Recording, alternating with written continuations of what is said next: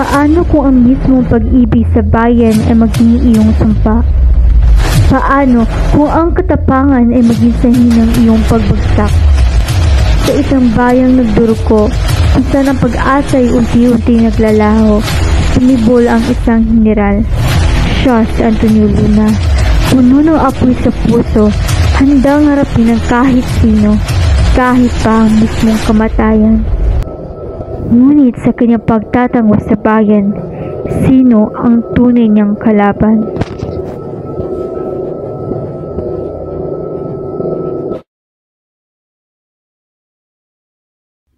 Taong 1878 matapos ang mahigit 300 taong pananakop ng Espanya, ipinoklama ni Emilio Aguinaldo ang kalayaan ng Pilipinas.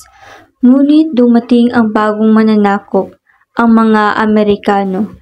Sa gitna ng kaguluhan, tumindig ang isang general, si Antonio Luna, matapang, marunong, ngunit madalas ay hindi naiintindihan ng kanyang mga kapwa Pilipino.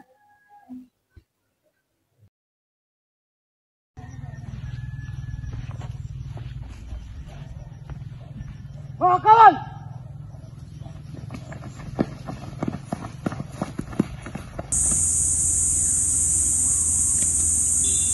Tandaan ninyo, hindi lamang baril ang ating sandata. Ang tunay na lakas ay nasa ating puso't pagkikaisa. Mabuhay ang Pilipinas! Mabuhay!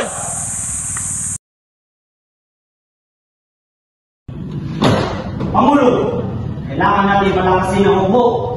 Ang Amerikano ay dumarating na. Kung di tayo kikilos, mawawala yung bagong kalayaan. Ngunit, General, wala tayong sapat na armas, wala rin pundo. Walang mundo. Ngunit bakit sa mga opisyal ang lagaan ng bulsa natin sa bayan?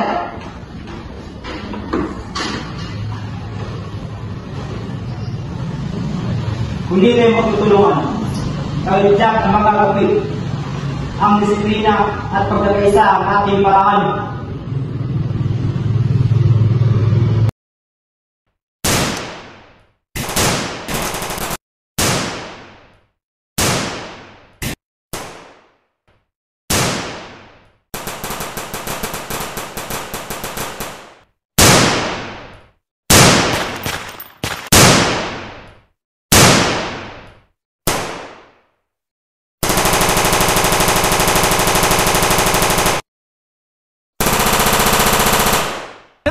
Marami na po sa ating umatras sa laban. Matapos po sila.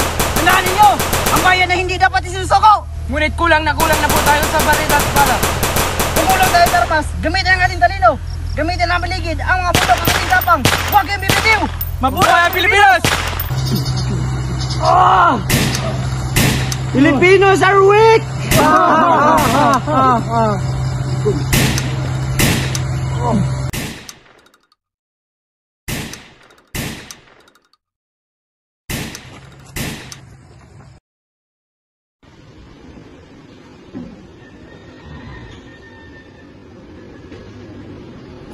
Mga Ginoo, patuloy na paglusob ng mga Amerikano. Hinihingi ni Hirono na pagdagdag ng armas. Hayaan mo siya magipag-subsub sa gira. Tingnan natin kung hanggang saan siya.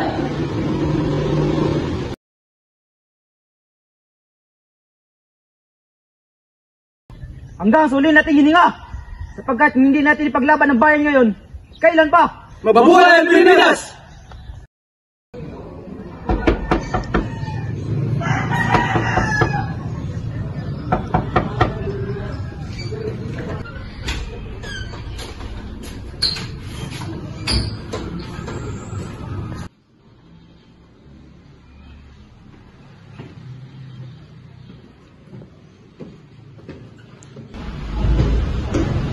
Senior Presidente, nandito na po.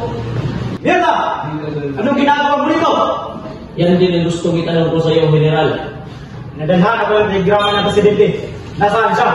Umalis na, kanina pa umaga. Umalis? Bakit niya ko pinapapunta dito? Anong klaseng pamalaan ko? Baka nakalimot lang, General. Imposible! Ikaw, bakit ka napapo sa namisa ng Presidente? Bakit hindi mo pinakintab ang mga buta ng Amerikano?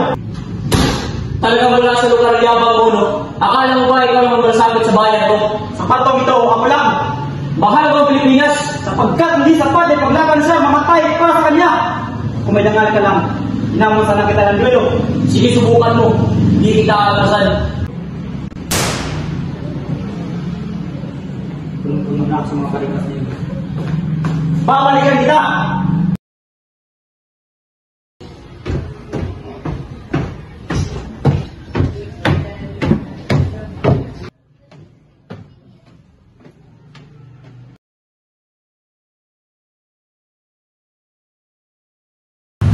Sinong tangang paputok? Sino? Sino? Ikaw, di ba pinakulong na kita? Bakit pinalaya ka rin?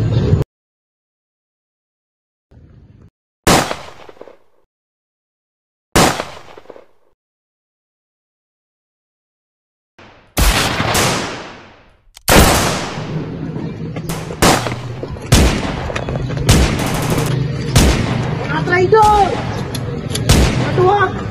Umamatay tao!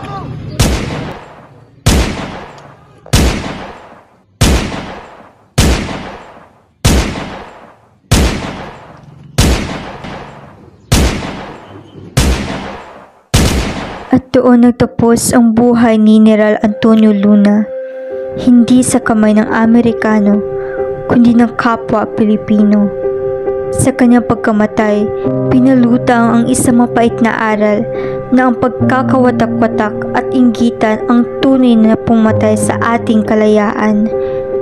Ngunit ang kanyang alaala ay hindi namatay. Ang kanyang sigaw para sa bayan, disiplina at pagkakaisa ay nananatiling paalala hanggang ngayon. Sapagkat ang tunay na kalayaan ay nakukuha lamang kung tayo'y nagkakaisa.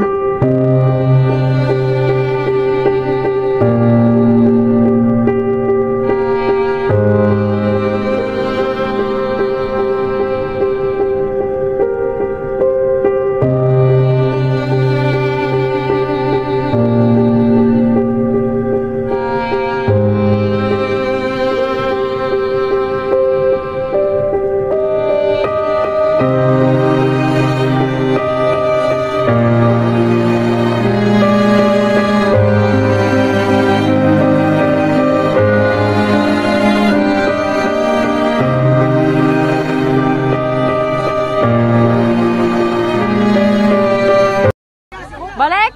Ano? Mohon sa mamatay! Mohon sa mamatay! Ito na! Nay, Badzi! Piyong, mamatay nang nagmamahalan. Traidor ka! Traidor ka sa bayan! Hindi ko traidor. Kailangan ka patayin! Hindi ko traidor.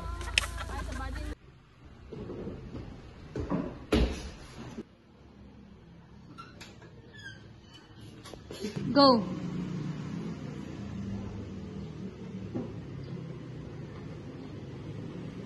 Mga Ginoo, Go! General, marami na po sa atin umatras sa laban. Natatakot po sila. Tandaan ninyo, hindi dapat isip ko ang bayan. Ngunit kulang na po tayo sa bala at baril. Gardeng! Matay ka, baka sumata. Si Emilio na eh. Gardeng! Okay, go.